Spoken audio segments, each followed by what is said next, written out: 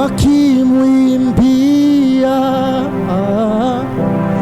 utukufu wa Bwana unashuka, utukufu wa Bwana unashuka, watu wake Yesu wakimwimbia Mungu,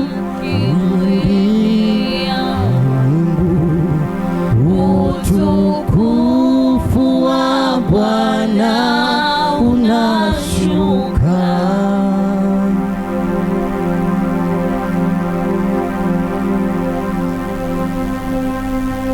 Haleluya. Baba, asante kwa ajili ya neema, baraka na uaminifu wako. Asante kwa ajili ya pendo lako, fadhili zako ambazo hata sasa Bwana umeziweka kwa ajili yetu. Utabaki kwa Mungu na sisi tutabaki kwa watoto, utabaki kwa mfalme na sisi tutabaki tu wananchi wako.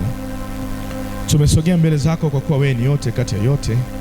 Uyafanya mambo kwa ajili ya mapenzi yako na makusudi yako. Uyafanya mambo kwa ajili ya baraka zako. Kristo, tuko tayari kushuka wewe upate kuongezeka. Tuko tayari kushindwa wewe upate kuweza. Kwa neema na kwa pendo lako jidhihirishe, kwa neema na kwa baraka yako jioneshe. Asante kwa maana wewe ni yote kati ya yote. Watoto wako leo wape ufunuo ambao kila saa wamekutafuta na kutaka kujua njia zako, kutaka kujua mambo ambayo wewe unayatenda na kuyafanya.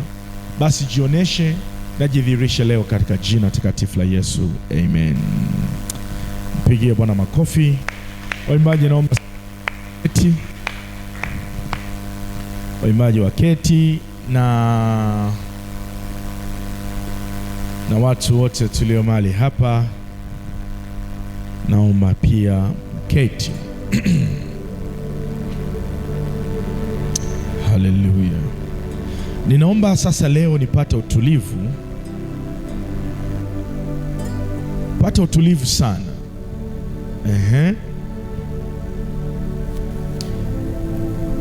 Utulivu mkubwa ambao naweza tukaelewana. Lakini kama mtu anaandika, basi leo uandike ili iwe baraka juu yako. Sawa sawa, Kama unaandika, andika ili iwe baraka juu yako.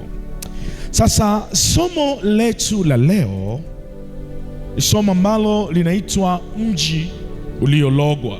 Mji uliologwa. Na nimejaribu kuleta katika lugha ya kibinadamu ili uweze kuelewa kwa ufasaha sana. Mji uliologwa. Watu wengi wanaishi katika miji ambayo ina matatizo ya kiroho. Mji ambao una matatizo ya kiroho. Na matatizo hayo ya kiroho yamewafanya watu wengi leo waweze kuwa duni ama wasifanikiwe katika kile ambacho walitakiwa wafanikiwe. Leo tunataka tuangalie kwa habari ya mji uliologwa. Biblia inasema hivi katika kitabu kile cha Yeremia ile sura ya 29 mstari ule wa 7. Yeremia ile sura ya 29 mstari ule wa 7, Biblia inasema, kautakieni amani ule mji, kautakieni amani ule mji ambao nimewafanya mchukuliwe mateka. Mkauombee kwa Bwana, kwa maana katika amani yake mji huo nyinyi mtapata amani. Anaambiwa mambo ya kushangaza. Cha kwanza, muende mkautakie amani ule mji ambao nyinyi mmetekwa ndani yake, ama mmekuwa mateka ndani yake. Kautakieni amani ule mji.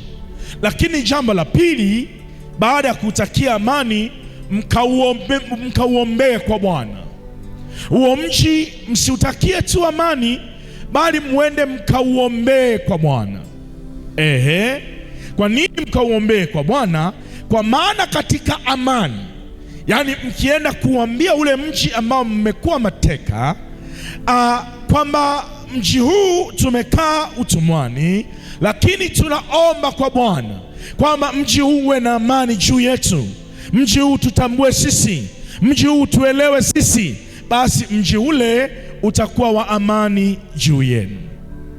Kumbuka somo letu ni mji uliologwa. Sasa pana baraka nyingi katika miji na pana laana nyingi katika miji. Pana watu ambao leo wamefanikiwa katika miji na kuna watu ambao leo hawawezi kufanikiwa katika miji. Sasa tuangalie mji katika lugha ya kibinadamu. Mji katika lugha ya kibinadamu. Katika elimu ya kijiografia ambayo tumejifunza darasani. Nini maana ya mji? Unaposikia maana ya mji, nini maana yake? Katika kijiografia au jiografia, mji ni makazi ya watu yaliyopangwa ambayo ni makubwa, yenye msongamano mkubwa kuliko kijiji. Haya ni makazi ya watu, lakini makazi haya yana msongamano kuliko kijiji. Haleluya! Alafu tunaendelea. Sifa zake kuu ni miundo mbinu yake, uwepo wa barabara yake au barabara zake, majengo yake ya kudumu, mifumo ya maji, umeme na mawasiliano. Kwa hiyo mji, ili uitwe mji, ni mpangilio wake ambao uliopangiliwa, lakini una msongamano mkubwa wa watu kuliko vijiji. Kwa hiyo kati ya kijiji na mji tunatofautishwa miundombinu yake, mifumo yake ya umeme, mifumo yake ya mawasiliano na mengineyo kadhalika.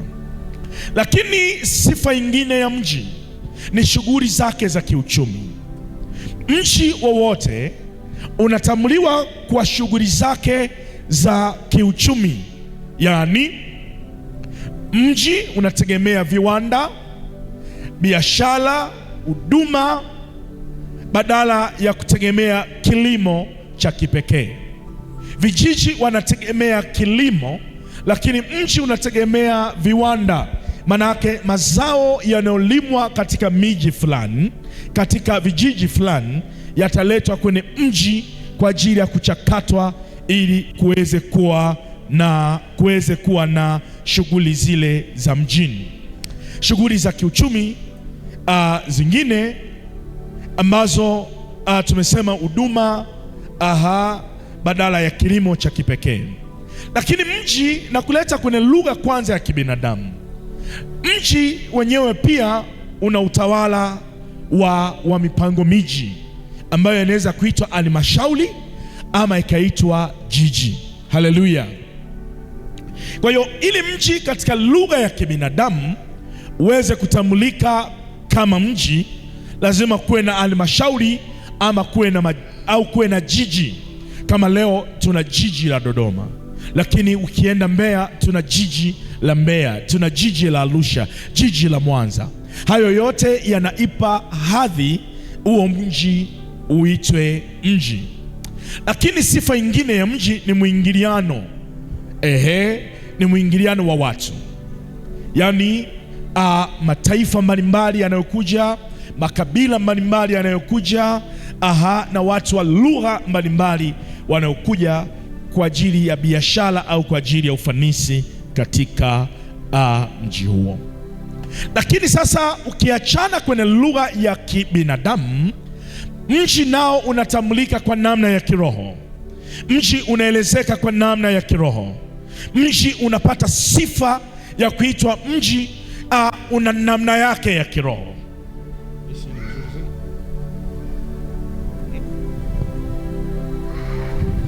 Haleluya, haleluya. Okay.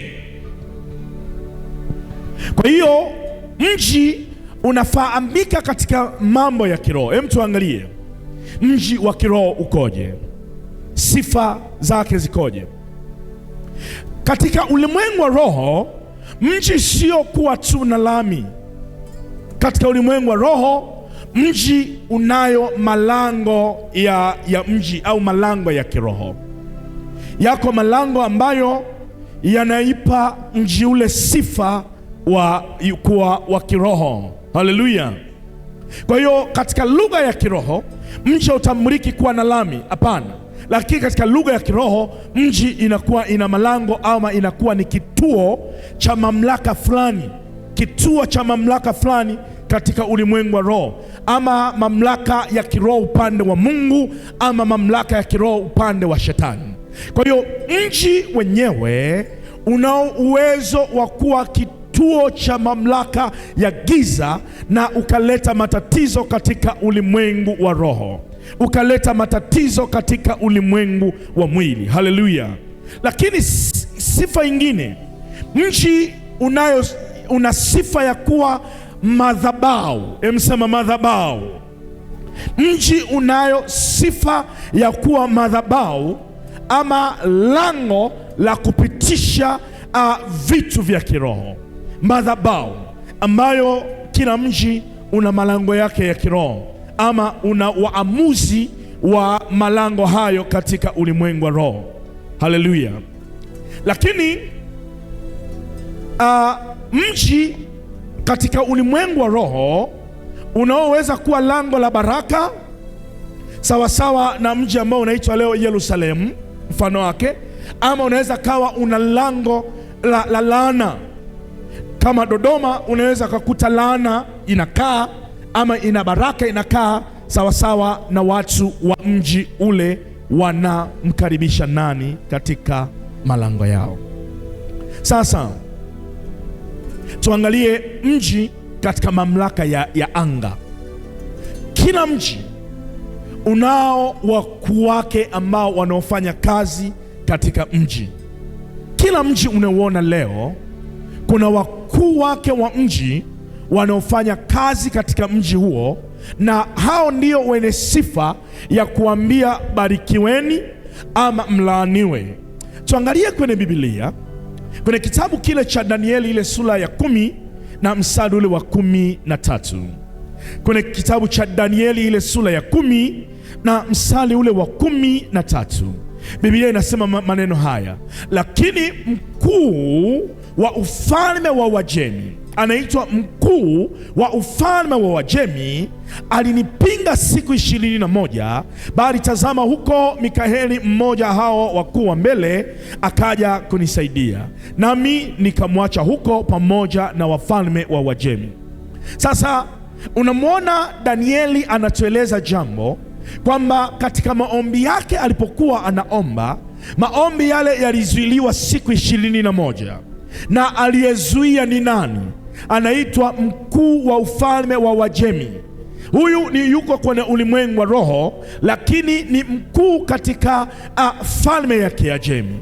Sasa miji nayo ina anga ambayo inafanya kazi katika anga, na inawazuia watu wasiweze kupitisha mambo yao, ama mambo yao yasiweze kupita katika ulimwengu wa mwili. Unaweza kaona kuna vita ya biashara, unaweza kaona kuna vita ya ndoa, unaweza kaona kuna vita ya kazi, unaweza kaona kuna vita ya fedha. Lakini mji kama mji una vipande vikuu viwili. Kipande cha kwanza ni cha ulimwengu wa roho, na kipande cha pili ni sisi tunachoishi cha ulimwengu wa mwili. Lakini wale wa ulimwengu wa roho ndio wanaongoza wa ulimwengu wa mwili watende kwa namna gani wanavyotakiwa kutenda, wafanye kwa namna gani wanavyotakiwa kufanya, wawe wa namna gani wanavyotakiwa kuwa. Wale wa ulimwengu wa roho ndio wanawaongoza kwenye ulimwengu wa mwili. Sasa kwa maana hii tunajifunza kwamba mji, hii maiki kama irekebishwe, sauti ya huku kwangu niisikie, sauti hii za huku spika zangu nizisikie. Mji, kwa hiyo kuna watu ambao wanaikontrol mji kwa namna ya kiroho, na kuna watu ambao wanapokea matokeo ya mji kwa namna ya kimwili. Haleluya! Kwa hiyo tumeangalia mamlaka ya kianga. Kila mji una wakuu wake wa anga. kila mji unauona leo unao wakuu wake ambao wanaofanya kazi. Lakini tukienda mbele kidogo utagundua kwamba kumbe kuna mji ambao una anga la biashara, kuna mji una anga la laana. Kuna mji ambayo ukienda, tabia ya mji ule ndio unakulazimisha uwe kama vile unavyokuwa. Mfano, ukitoka hapa ukasema niende nikakae Tanga ama nikakae Zanzibar, ule mji wake utakulazimisha uwe mtu wa namna ile. Kwa nini? Kuna roho zinazotenda kazi katika mji ule. Kama umetoka hapa, wewe ni Msukuma, unakandamiza Kisukuma, ukaenda Tanga ukakaa mwaka mmoja, hautaongea tena kama Msukuma, utaongea kama Mtanga. Ukatoka hapa ukaenda Zanzibar, ukakaa Zanzibar pale, utaongea kama mtu wa Zanzibar. Haleluya. Ukatoka hapa ukaenda kusini, utaongea kama watu wa kusini. Na ukatoka mtu ambaye ni Mpare akaenda kukaa Usukumani, akienda Usukumani ataongea kama Wasukuma. Kwa nini? Mji una watawala wake wanaotawala, wanaoshikilia lugha za pale, asili za pale, tamaduni za pale na sheria za pale. Kwa hiyo kuna watu wengi ambao leo tuko katika miji na miji haitutambui. Kuna watu wengi leo tuko katika miji na miji imetufanya tuwe watumwa. Yaani mji ndio unaokuongoza wewe, mji ndio unaokufanya wewe uwe wa namna hiyo. Leo nataka tuwe na maombi maalum kwa ajili ya kuondoka kwenye mji uliolaaniwa kwa jina la Yesu. Sasa mji kama nilivyosema una uwezo wa kulogwa, ukalogwa kabisa, na mtu akaishi katika kilogo cha mji, akaishi katika namna ambayo mji unavyotaka kuwa, akaishi sawasawa na mapenzi ya mji ambavyo yanavyotakiwa kuwepo. Nataka nikuoneshe mambo kadha wa kadha katika Biblia, ndio tunaanza sasa somo letu. Ule nilikuwa nakupa utangulizi. Nilikuwa nakupa utangulizi. Sasa mji unaweza ukaishi sawasawa na mapenzi ya mji ule unavyotakiwa kuwa. Nikuonesha mfano wa kwanza katika mji ambao unaitwa mji wa Samaria. Mji wa Samaria ulishikwa na uchawi. Watu wa mji wote walikuwa wamelogwa na wachawi wa mji ule, na mji huu ulitambulika, mtu mmoja ndiye alikuwa na nguvu sana katika mji wa Samaria. Ukiangalia kwenye Biblia, kitabu kile cha Matendo ya Mitume, kila mtu mwenye Biblia yake angalie Matendo ya Mitume ile sura ya 8 kuanzia ule mstari wa 9 mpaka ule mstari wa 14. Matendo ya Mitume ile sura ya 8 mstari ule wa 9 mpaka ule mstari wa 14. Biblia inasema maneno haya: na mtu mmoja jina lake Simeon, hapo kwanza alikuwa akifanya uchawi katika mji ule, akiwashangaza watu wa taifa la Wasamaria, akisema ya kuwa yeye ni mtu mkubwa. Watu wote wakamsikiliza, tangu mdogo hata mkubwa, wakisema mtu huyu ni uweza wa Mungu, uweza wa Mungu ule mkuu. Unamwona mtu mmoja ambaye ametajwa jina lake, anaitwa Simon. Ana jina la Kikristo, lakini yeye ameushangaza ule mji wa Samaria kwa uchawi ambao aliofanya. Mji wanafahamu kwamba Mungu wa mahali hapa ni Mungu ambaye anamtumikia Simon, ni Mungu ambaye anayefanya shughuli fulani. Kama leo tunavyosikia kwa habari ya historia ya Mwanza, kuna mtu aliyetisha anaitwa Mwanamalundi. Tunasikia kwa habari ya watu ambao Ngende, tunasikia kwa habari ya watu kila sehemu ambapo leo tunapokwepo, pana tabia ya kilogo cha namna fulani ambao watu hao wamelogwa. Tuendelee. Kwa hiyo unaanza kuona amewashangaza watu kuanzia aliye mdogo mpaka mtu aliye mkubwa. Wote wakamsikiliza, tangu mdogo hata aliye mkubwa, wakisema mtu huyu ni uweza wa Mungu uliye mkuu. Unamwona wanamhusisha Mungu. Mstari wa 11, wakamsikiliza kwa maana amewashangaza muda mwingi kwa uchawi wake. Mji umepatwa matatizo kwa sababu ya mtu amewasikiliza kwa uchawi wake. Lakini walipomwamini Filipo akizihubiri habari njema za ufalme wa Mungu na jina lake Yesu Kristo, wakabatizwa wanaume na wanawake. Naye Simoni mwenyewe aliamini akabatizwa, akashikamana na Filipo, akashangaa alipoziona ishara na miujiza mikubwa inayotendeka. Mstari wa 14, na mitume waliokuwako Yerusalemu walipoyasikia ya kwamba Samaria imekubali neno la Mungu, wakapeleka Petro na Yohana. Kwa hiyo kuna mji ambao umelogwa na hauwezi kusikia neno la Mungu. Kuna mji ambao ukienda kufanya huduma lazima utashtakiwa, lazima utafungwa, lazima utaharibikiwa. Nikutolee mfano mmoja ambao wa kweli. Kuna mtumishi mmoja wa Mungu mwenzetu aliwahi kwenda sio mbali, Kongwa tu hapo Dodoma, ndani ya Dodoma, Kongwa tu, alienda kufanya huduma pale. Alipofanya huduma, mji ulitikisika. Usiku wake walipolala, mama mmoja aliyesifika ni mchawi sana, wakamkuta asubuhi amekufa, amekatwa mapanga. Yaani mtumishi wa Mungu ameenda leo akapiga injili, kamji kote kakatikisika. Watu wakaokoka mamia kwa mamia. Walipookoka mamia kwa mamia, asubuhi yake mama ambaye amesifika ni mchawi wa kufa mtu amefariki. Nini kimetokea? Basi polisi walipoenda pale, wakamuuliza mtoto wa yule mama, unahisi nani amefanya tukio hili? Akasema, mimi ninahisi ni wachungaji ndio wamefanya. Wachungaji wale wakakamatwa. Mchungaji yule mmoja anaitwa mchungaji Skalion na wasaidizi wake wakakamatwa, wakapewa kesi ya mauaji. Wao hawajaua, lakini wamemteka mwenye nguvu wa mji. Mji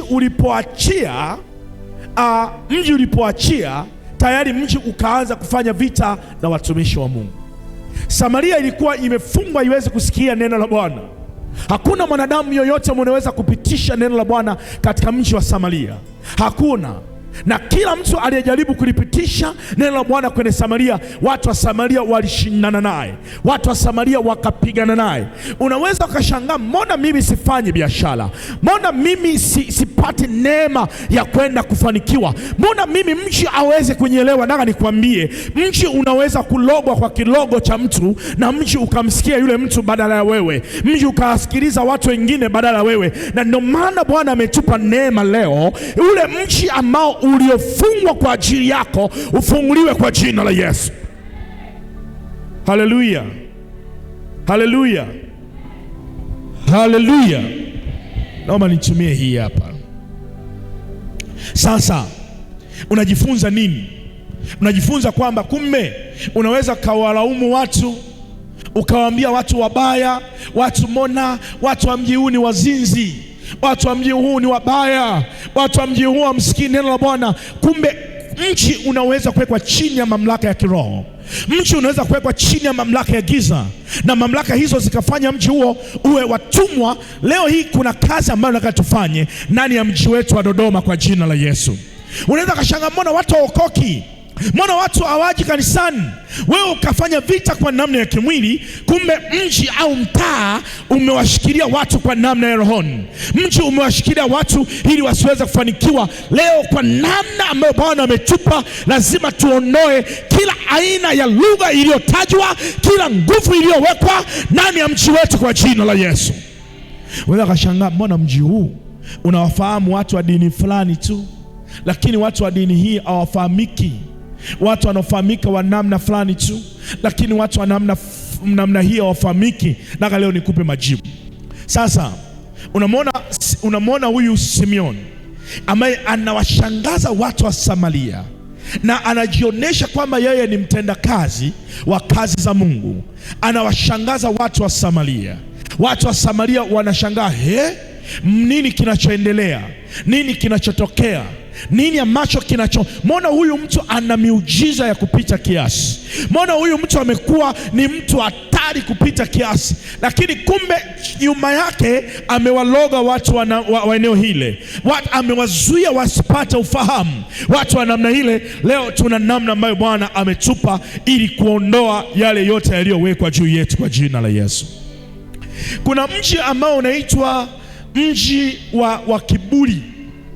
Unaweza kukaa katika mji ukaona watu wa mji ule ni watu wa viburi sana, ama katika kijiji ama katika sehemu au eneo ukaona mbona watu wamekuwa watu wa ajabu, mbona watu wamekuwa watu ambao wa kushangaza, mbona wamekuwa watu ambao hawaelewi chochote, wamejaa kiburi. Haijawahi, sio kwamba hiki kinachoendelea leo ni kopi ambayo iliwahi kutokea katika wakati wa Biblia. Na mimi nataka nikufundisha kitu ili uweze kuelewa. Unapoomba kwa habari ya mji, ujue kwamba mji una hatima ya mtu. Unapoingia pale mji unakutambua kwa sababu kuna malango ya kiroho. Lango liko la kiroho ambalo lango hilo linamfanya huyu atambulike kwamba ana package yake katika mji ule. Anatakiwa ajenge ndani ya mji ule, anatakiwa aolewe ndani ya mji ule, anatakiwa azae ndani ya mji ule, anatakiwa awe mtu wa namna fulani katika mji huo. Angalia kwenye kitabu cha Biblia, kitabu kile cha Mwanzo ile sura ya 11. Nikuoneshe jambo ambalo unaweza ukashangaa. Mwanzo ile sura ya 11. Mji huu unaitwa mji wa kiburi, Tower of Babylon. Nchi yote, mstari wa kwanza, nchi yote ilikuwa lugha moja na usemi mmoja. Ikawa watu walipofikiri waliposafiri pande za mashariki, waliona nchi ya tambalale katika nchi ya Shinari, wakakaa huko. Wakaambiana, haya na tufanye matofali tuyachome moto. Walikuwa na matofali badala ya mawe na lami badala ya chokaa. Wakasema, haya na tujijengee mji na mnara na kilele chake kifike mbinguni, tukiifanyia jina ili tusipate kutawanyika usoni pa nchi yote. Bwana akashuka ili aone mji na mnara waliokuwa wakiujenga wanadamu, mji ambao watu wake ni wajeuri. Watu wamekaa, unakaa kwenye mji, watu wote ni wajeuri, hawajali, hawana hisia. Watu ambao wamekaa waovyo, watu ambao wamekaa wamekaa, unashangaa tu, mbona watu katika mji huu nimehamia ni watu ambao wa namna hii. Mji unaweza kulogwa, mji unaweza kufanywa mambo yakawa ya namna hiyo na madhara yake yakawa makubwa. Mji unaweza ukatengenezwa ukawa wa sampuli hiyo. Mungu akupe neema leo ya kuelewa hili. Unapotaja jina lako, mji ukujue kwamba wewe si wa giza bali wewe wa nuru. Unapolitaja jina la watoto wako, mji ujue kabisa huyu anatakiwa afanikiwe, huyu anatakiwa asome, huyu anatakiwa asizae njiani, huyu anatakiwa aende mpaka elimu ya juu. Unapotaja jina lako, mji ujue kwamba katika barua za kuomba kazi, mji unatakiwa ukusaidie ili ukupe barua, ukupe kazi katika mji huo. Unapoomba katika mji huo, ili mji ujue kabisa huyu mtu anatakiwa aoe, mtu huyu anatakiwa azae, mtu anatakiwa ajenge, na kila mtu aliye mahali hapa aseme leo mji lazima unitambue. Haleluya. Unapotamka mji unakupa nafasi. Manake ni nini? Kila mji una wakuu wake.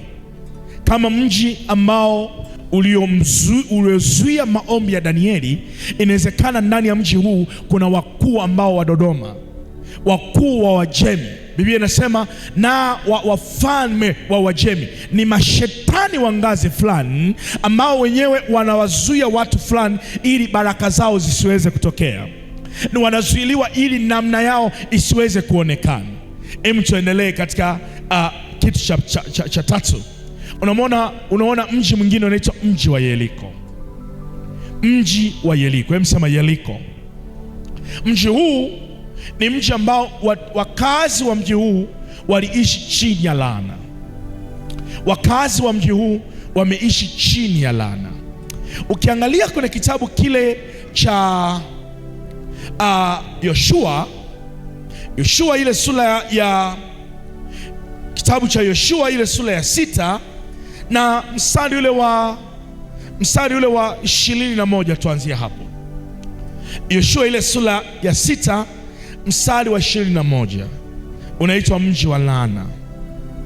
Biblia inasema maneno haya: basi wakawaangamiza kabisa vitu vyote vilivyokuwa ndani ya mji, wanaume na wanawake, watoto watoto na wazee, na ng'ombe na kondoo na punda, kwa makali ya upanga. Yoshua alipoingia katika mji wa Yeriko, kitu alichokifanya cha kwanza ni kuchinja watu wote walio ndani ya mji wa Yeriko.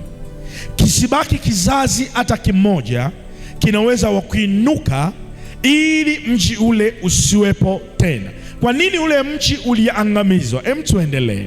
Mstari wa 22, naye Yoshua akawaambia wale wanaume wawili walioipeleleza nchi, ingieni katika nyumba ya yule kahaba, mkamtoe huyo mwanamke mwenyewe na vitu vyote alivyo navyo, kama mlivyomwapia. Basi wale vijana wali wapelelezi wakaingia, wakamtoa Rahabu na baba yake na mama yake na ndugu zake na vitu vyote walivyokuwa navyo, wakamtoa jamaa zake zote pia, waweka nje ya matuo ya Israeli. Mstari wa 24, kisha wakauteketeza mji kwa moto na vitu vyote vilivyokuwa ndani yake, bali fedha na dhahabu na vyombo vya shaba na vya chuma wakavitia katika hazina ya nyumba ya Bwana.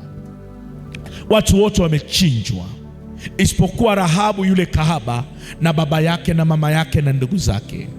Lakini fedha ya mji ule, dhahabu ya mji ule, chuma ya mji ule, kwa nini iliteketezwa? Kwa nini iliteketezwa?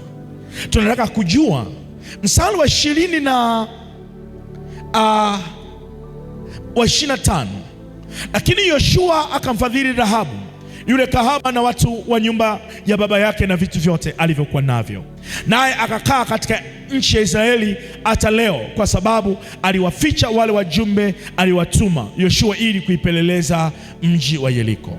Naye Yoshua akawaapisha. Mstari wa 26, naye Yoshua akawaapisha kiapo wakati ule, akasema, na alaaniwe.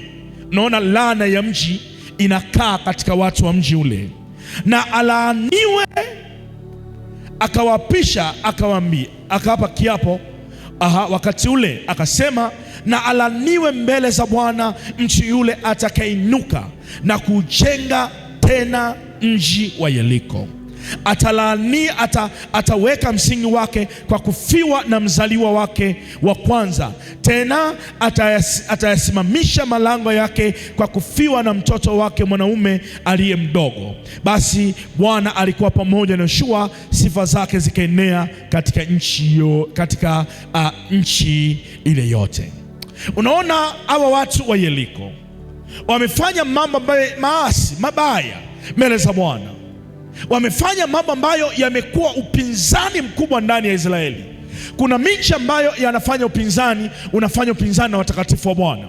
Unaweza kujiona, mbona natakiwa niwe hapa? Unajiona kwenye ulimwengu wa roho wewe ni mtu wa kuwa pale, lakini mchi unakulazimisha uwe mtu wa namna hii, uwe mtu wa namna hii, ambayo wewe umekuwa duni na maskini. Sasa hebu tuangalie kisa hiki kwa upana ili Roho Mtakatifu aweze kutusaidia. Kwenye kitabu kile cha Wafalme wa Kwanza, baada ya kuona Joshua ile sura ya 6, katika Wafalme wa Kwanza ile sura ya 21, Wafalme wa Kwanza ile sura ya 16 mstari ule wa 34, unaona laana imetangulizwa kwenye mji huu, hautakiwi kujengwa hata mara moja, na mtu yoyote akijenga atafiwa na mtoto wake wa kwanza kwa kuweka msingi wa mji huu, na akitaka kuimarisha kuta zake na malango yake atafiwa na mtoto wake wa mwisho katika mji huu. Hebu tuangalie hili jambo lilitokea. Ni kweli mji huu uliwameza wale watu? Katika kitabu kile cha Wafalme wa Kwanza sura ile ya 16 na mstari wa 34, Biblia inasema maneno haya: Wafalme wa kwanza sura 16. Katika siku zake Eliheri Mbetheri akajenga Yeriko, akaitia msingi yake kwa kufiwa na Abraham mzaliwa wake wa kwanza, na kuyaweka malango yake kwa kufiwa na mwanae na mwana wake mdogo Segubu, sawasawa na neno la Bwana alilonena kwa Yoshua mwana wa Nuni. Kwa hiyo unaanza kuona mji, kila anayezaliwa, mzaliwa wa kwanza, mzaliwa wa mwisho, pana tatizo. Kwa nini mji unaishi chini ya laana? Tumeona wakati wa Simoni mchawi, yeye alichokifanya, amewaloga watu wa mji ule wasielewe. Hawajui kwamba yuko Mungu ambaye anaweza kufanya mapenzi yake yakawa makubwa. Hawajui kwamba Mungu anaweza kutenda mambo yake yakawa makubwa. Hawajui kwamba yuko Mungu ambaye anaweza akafanya yale mambo yakawa dhahiri. Haleluya! Lakini watu wote wamekuwa kama mazezeta, hawaelewi, hawajui. Na ndio maana ukiangalia hata kwetu sisi Tanzania, kuna baadhi ya miji imelogwa, ambayo miji hiyo ndiyo inawapa watu wengi kula, na kula hizi hazileti maendeleo kwa watu. Wanajua kabisa, yani katika mji wa Dodoma kuna watu ambao hawajui la heri wala la shari, tukawadanganye na tisheti, tukawadanganye si na nini na kofia, mnashangilia na pombe mnatoa kula. Hamjui kula hizi zinaamuru maisha yenu kwa miaka 5, ili mjengewe zahanati, mjengewe barabara, mjengewe hivyo. Na watolea mfano wa kweli ili mjue. Baada ya hapo, wao wamenunulia tisheti za milioni 10, lakini wao wanapata zaidi ya mabilioni katika miaka 5. Kwa nini? Kwa sababu wanajua mji huo umelogwa. Lakini huu mji sasa wa Yeriko sio umelogwa, unaishi kwa laana, umelaaniwa. Watu wa mji huo wamelaaniwa. Unajua, kulogwa ni kupumbazwa, kulaaniwa ni kulazimishwa kuishi chini ya maneno ya mtu anayetaka ili myaishi. Kama mtu hataki mule ugali na kisamvu, kwenye mji huo hamtakula watu wote. Wamelaaniwa, yani kile chakula kinalaaniwa. Unaona, kwenye filosofi za dini kuna nyama ambayo inaitwa imelaaniwa. Kwenye filosofi za dini, ukiangalia dini fulani inasema kitimoto kimelaaniwa. Kwa hiyo watu wa dini hiyo hawatakiwi kuila ile nyama. Laiti wangejua utamu wake. Juzi amenichekesha mke wangu, ameniambia neno ambalo la ajabu sana. Anasema ana rafiki yake, baba yake si ni dokta au ni profesa. Sasa amepanda ndege, anatoka sehemu nchi moja kwenda nchi nyingine. Kwenye ndege akalishwa kitimoto. Umeelewa? Alipolishwa kitimoto, baadaye akaambiwa, bwana, umekula kitimoto. Badala ya kukasirika, akasema, yani aliyesema huyu tusile kitimoto mpumbavu kweli kweli, anatukoseshaje nyama tamu kama hii? Anatukoseshaje nyama tamu kama hii? Sasa kuna laana za namna hiyo, na jaribu kukutolea mfano ili uweze kuelewa. Unaweza kukaa kwenye mji, umeweza kukaa kwenye kijiji, lakini kimelaaniwa sasa, na laana hiyo sasa ndio inalazimisha wewe uwe hivyo leo ulivyo.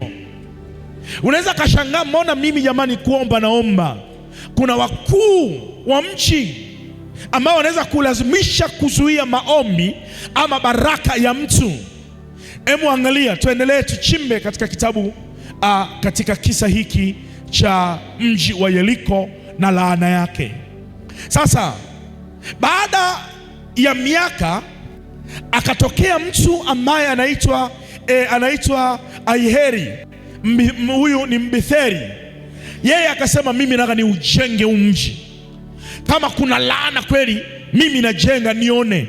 Alipoanza kujenga msingi tu, akafa mwanae wa kwanza. Alipoona akasema, okay, kumbe hiki kitu kweli kipo. Kama amekufa mwanangu, sasa nizuiliwe na nini? Anajenga kuta zake na malango, akafiwa na mwanae wa pili. Je, hii laana iliendelea ama ndio ilikomea hapo? Tuangalie kwenye Biblia kwenye kitabu kile cha Wafalme wa Pili. Sasa kila mtu mwenye Biblia yake tuchunguze kisa hiki kwa undani, ili tujue kweli miji inaweza kumzuia mtu. Kwenye kitabu kile cha Wafalme wa Pili sura ile ya 2 na kuanzia ule mstari wa 19. Wafalme wa Pili ile sura ya 2 mstari wa 19, Biblia inasemaje? Watu wa mji wakamwambia Elisha, angalia, twakusii, angalia, twakusii, mahala hapa pa mji huu ni pazuri kama bwana wangu aonavyo, lakini mji maji yake hayafai, na nchi uzaa mapooza. Angalia, baada ya miaka mingi sasa anatokea nabii ambaye anaitwa Elisha. Alilani mtu anaitwa Joshua, akajenga mtu ambaye huyu Mwetheri. Sasa anatokea nabii, watu wakaanza kukaa kwenye mji ule baada ya huyu kusacrifice watoto wake wawili wakafa, wakaanza kukaa. Lakini kila watu wanapokaa, watoto wao wanakufa, viumbe vyao vinakufa, maisha ya mji ule watu wanakufa, na walemavu wakawa wengi. Sasa Elisha akaja katika mji ule, wakawafuata wana wa manabii, wakamwambia, bwana sikiliza, mji huu unauona ni mzuri bwana wangu, unaona, lakini huu mji una shida, huu mji una laana. Kila kinachozaliwa kinapooza, kila kinachozaliwa ndani ya mji huu kinaharibika. Unaweza kukaa ndani ya mji ambao kila unachokifanya kina paralyze, kila kinachokifanya kionekani, kila ambacho unajitahidi, unasema bwana, unajua natamani kufanya biashara mwaka huu, natamani kujenga mwaka huu, lakini mji unakuzuia usijenge, mji unakuzuia usizae, mji unakuzuia usiende, usisome. Leo nataka tuambie mji utambue jina lako na watoto wako, ya kwamba kile ambacho kilichowekwa mbele yako lazima kitatimia kwa jina la Yesu. Haleluya. Hebu angalia hiki kisa cha ajabu, mstari ule wa 19, turudie. Watu wa mji wakamwambia Elisha, angalia, twakusii, mahala hapa ni pa mji huu ni pazuri kama bwana wangu uonavyo, lakini maji yake hayafai, na nchi uzaa mapooza. Akasema, nileteni chombo kipya, mtie chumvi ndani yake. Wakamletea.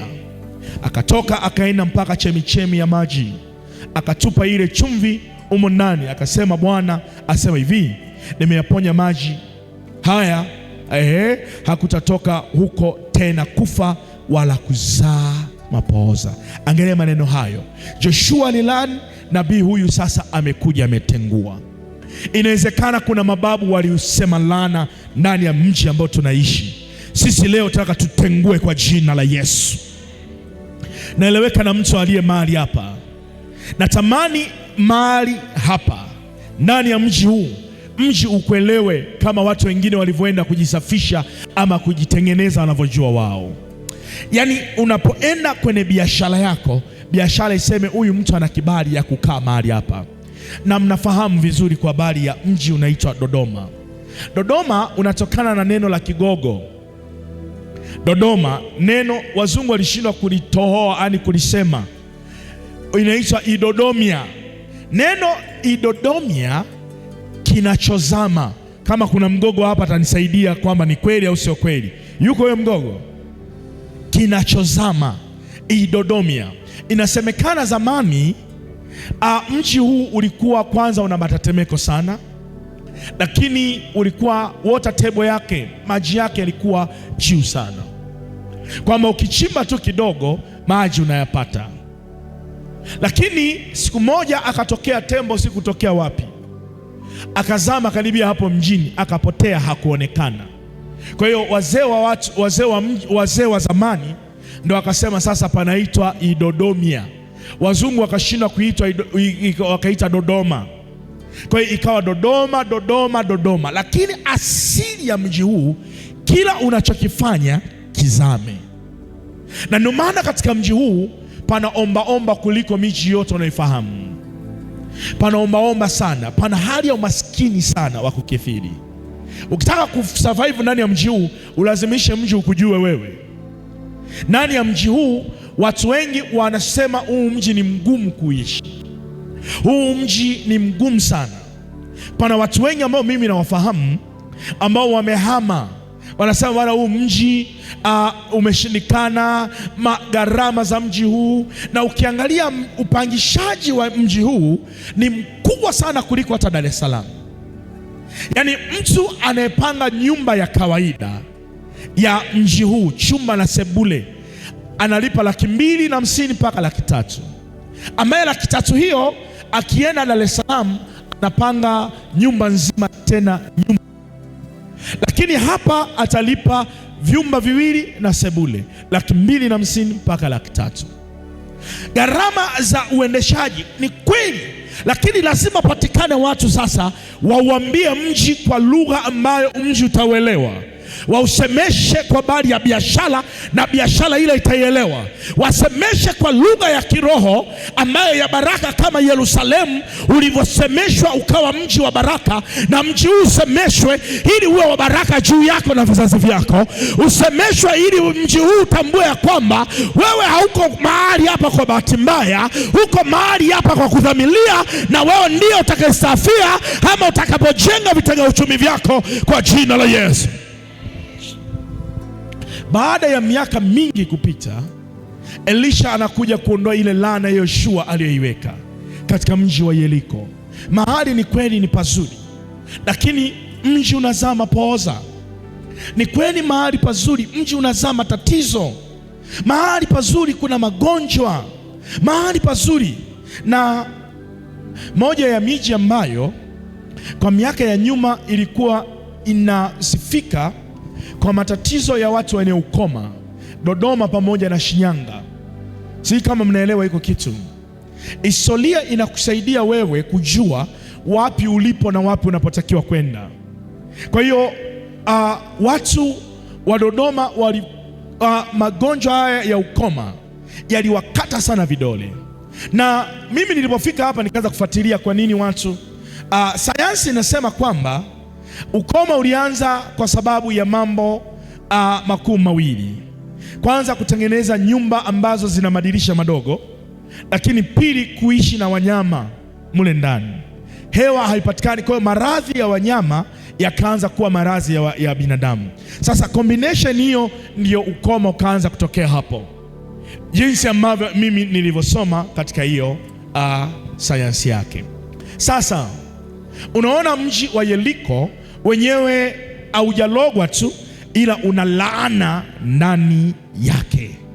Kwa hapo watu wa mji ule wamelaaniwa wasiwe watu wa namna fulani. Leo tunaondoa laana ya Dodoma na laana ya kule ambapo unahisi umetokea kwa jina la Yesu. Sawa, tuangalia mji mwingine ambao utatusaidia kuweza kwenda mbele. Mji ambao unaitwa mji wa Efeso. Efeso. Mji huu shida yake ulikuwa ni kitovu cha miungu, yaani edikota ya mashetani, ya miungu. Watu wa Efeso walisumbuliwa sana na miungu. Unaweza kaona kuna sehemu ambapo mizimu ndiyo inatawala eneo hilo. Siku moja ni katika kuomba kwangu, wakati naombea watu, nika dada mmoja, binti tu, akapiga kelele akasema, wewe ni nani ambaye uliyeweza kuigusa mizimu ya Kolelo? Sasa najiuliza, Kolelo ndio nani? Wewe ni nani? Hajawahi mtu yoyote kuigusa mizimu ya Kolelo. Sasa bidi niulize, Kolelo ni nani? Watu wanashindwa kuelewa za Kolelo. Inabidi ni Google Kolelo ni nani. Ukigoogle tu ni mizimu ambayo inapatikana, ni mizimu maarufu ambayo inapatikana Morogoro. Watu wa Morogoro wanajua vizuri sana kwa habari ya mizimu ya Kolelo. Kuna mtu wa Morogoro hapa? Ninyoshe ili iweje? Sasa wanasema hiyo ni mizimu ambayo inawapa faida nyingi sana watu wa Morogoro, mizimu ya kolelo, akawa mkali. Yale mashetani, mimi naita mashetani wapuzi, yakawa makali. Hakujawahi kutokea mwanadamu ameigusa mizimu ya kolelo. Wewe ni nani unaigusa mizimu ya kolelo? Sasa mimi nabidi niulize, kwani kolelo ndo nani? Tafuta, usitusumbue. Leo tunakuua sisi, ndio mizimu ya kolelo. Sasa kuna miji ambayo tunatokea, ama miji ambayo tulipo, shida yake ambayo leo inotusumbua ni edikota ya miungu. Ni sehemu ambapo edikota ya miungu. Unafahamu kwenye historia ya Dodoma, mimi na kuonesha Dodoma kwanza. Wewe utachukua historia ya mji wenu ulipotokea, lakini na kuonesha huu mji ambao tunaishi. Historia ya Dodoma inasema hivi: huu mji ulikuwa ni mji ambao hauna jangwa, mji ambao ulikuwa na rutuba, na mji ambao ulikuwa una mapori na misitu zamani sana. Lakini wakati ule amri ilipotolewa ya kwamba watu waanze kunyongewa Dodoma, mji huu ukawa jangwa. Watu ambao wamesoma hizo historia watakubaliana na mimi. Walipo Isanga pale kuna jiwe, walitundika kitanzi cha kunyongea, wakachagua kwamba Dodoma ndiyo sehemu ambapo watu watanyongea. Ilikuwa ni Dodomia panapozama. Sasa walipoanza kunyonga watu, kukaanza ukame, na leo Dodoma inafahamika kuwa jangwa. Ile water table yote ikakimbia. Kutafuta maji Dodoma ni shughuli. Ukileta mtu mchimbaji atakwambia, bwana, ili upate maji hapo twende mita 200. Lakini zamani maji wanasema ukichimba tu usawa wa kiuno unapata maji. Baada tu ya kunyongwa watu, kukageuka kuwa jangwa. Nini maana yake? Unaponyonga watu, maana yake unatoa kafara kwa utawala wa kiroho waweze kumiliki mahali pale. Sasa moja ya tatizo ambalo tulilonalo, kuna watu ambao tunakaa kwenye miji, shida ya mji ule unamilikiwa na miungu yenyewe. Tuangalie kwenye kitabu cha Matendo ya Mitume. Kila mtu aliye mahali hapa, hebu angalia kwenye kitabu cha Matendo ya Mitume, sura ile ya 19 mstari wa 19. Tuanzie hapo. Matendo ya Mitume ile sura ya 19 na mstari ule wa 19. Biblia inasema, na watu wengi katika wale waliotumia mambo ya uganga wakakusanya vitabu vyao, wakavichoma moto mbele ya watu wote, wakafanya hesabu ya thamani yake, wakaona ya kwamba yapata fedha 50,000. Yaani hizi fedha 50,000 ni kipindi cha Biblia. Watu wamekusanya vitabu ndani ya mji huo, katika mji ambao unaitwa mji wa Efeso. Miungu ni mingi katika mji wa Efeso. Ukienda pale ule mstari wa 20, hivi ndivyo neno la Bwana lilizidi kushinda kwa nguvu. Efeso ilikuwa ingiliki. Hebu labda tuanzie tupate kisa kizuri. Tupate kisa kizuri. Katika mji wa Efeso ulikuwa ni mji wa namna gani? Katika kitabu cha Matendo ya Mitume ile sura ya 19 pale, tuanze ule mstari wa ngapi? Mstari ule wa 6. Tuanze mstari wa kwanza. Matendo ya Mitume ile sura ya 19 mstari ule wa kwanza, Biblia inasema maneno haya: ikawa Apolo alipokuwa Korinto, Paulo akisha kupita katika nchi za juu, akafika Efeso. Akakutana na wanafunzi kadhaa wa kadha, akauliza, je, mlipokea Roho Mtakatifu mlipoamini? Wakajibu, la, hata kusikia kwamba kuna Roho Mtakatifu hatukusikia. Mji wa Efeso. Akawauliza, basi mlibatizwa kwa ubatizo gani? Akasema, kwa ubatizo wa Yohana. Paulo akasema, Yohana alibatiza kwa ubatizo wa toba, akiwaambia watu wamwamini yeye atakayekuja nyuma yake, yani Yesu. Waliposikia hayo, wakabatizwa kwa jina la Bwana Yesu.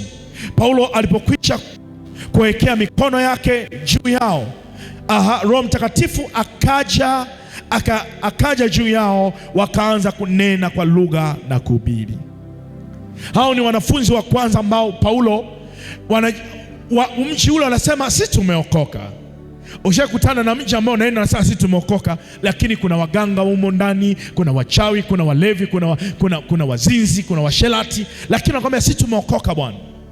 Ushakwenda kwenye sehemu ambapo wanakuambia bwana, unajua sisi tunampenda Mungu, lakini humo ndani kuna vioja vya kila namna. Ameenda nchi ya Efeso, anawauliza kwamba nyie mlishampokea Yesu, mmebatizwa, mnanena kwa lugha, nasema ndio kitu gani? Lakini wanasema sisi tunampenda Mungu. Miungu inawapofusha watu akili zao. Miungu inawafanya watu wa mji ule wasiwe wa namna ile ambayo Baba wa mbinguni anataka wawe. Miungu inawazuia ili watu wa namna ile wasiweze kupata ile baraka. Tuendelee pale. Tuko mstari wa ngapi? Mstari ule wa 9, mtuangalie. Lakini wengine, mstari wa 8, akaingia ndani ya sinagogi akanena kwa ushujaa kwa muda wa miezi 3, aliojiana na watu na kuwavuta katika mambo ya ufalme wa Mungu. Lakini wengine walikaidi, wakakataa kuamini, wakitumaini ile njia mbele ya makutano. Wakaitukana ile njia mbele ya makutano. Basi akaondoka, akawaacha, akawatenga wanafunzi, akiojiana na watu kila siku katika darasa la mtu mmoja aitwaye Terano. Mambo haya yakaendelea kwa muda wa miaka 2, hata wote waliokaa Asia wakasikia neno la Bwana, Wayahudi na Wayunani. Mungu akafanya kwa mkono wa Paulo miujiza kupita kawaida. Hata wagonjwa wakaletwa leso na nguo zilizotoka mwilini mwake. Wagonjwa magonjwa yao yakaondoka, pepo wachafu wakatoka. Baadhi wa Wayahudi wenye kutangatanga, nao ni wapunga pepo, wakamjia wakamjaribu katika jina la Bwana. Baadhi ya Wayahudi wenye kutangatanga, nao ni wapunga pepo, wakajaribu kutaja jina la Bwana Yesu juu ya waliopagawa na pepo wachafu, wakisema, ninawaapisha kwa Yesu yule anemhubiri Paulo.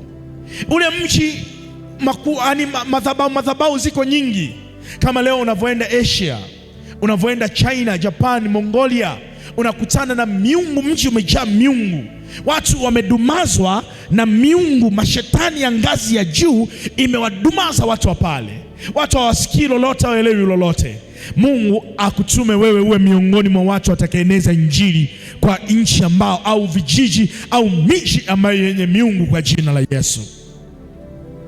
Sasa wale watu wanajiona, mbona sisi ni makuhani, tunatumia majina miungu yetu kufanya tiba. Sasa tumeona huyu Mungu mwingine mpya ambaye anaitwa Yesu.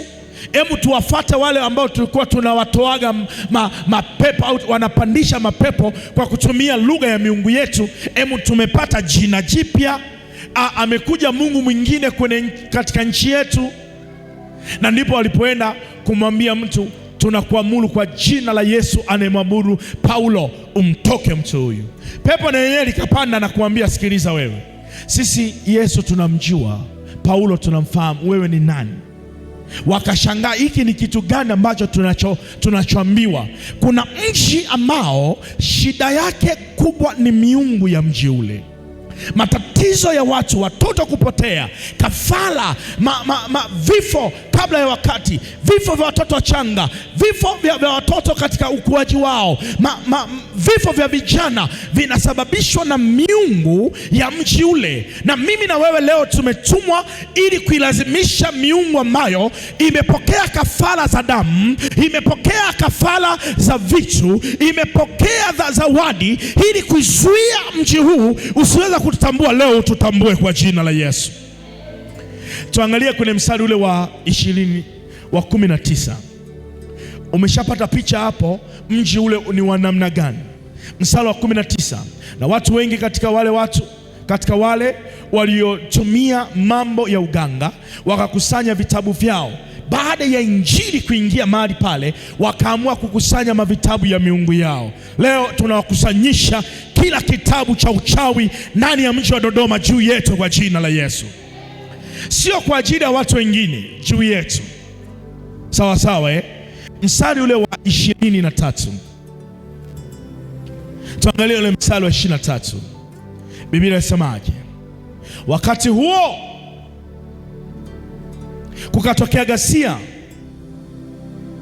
kukatokea ghasia si haba katika habari ya njia ile, yani watu ambao waliokoka wanaitwa watu wa njia ile.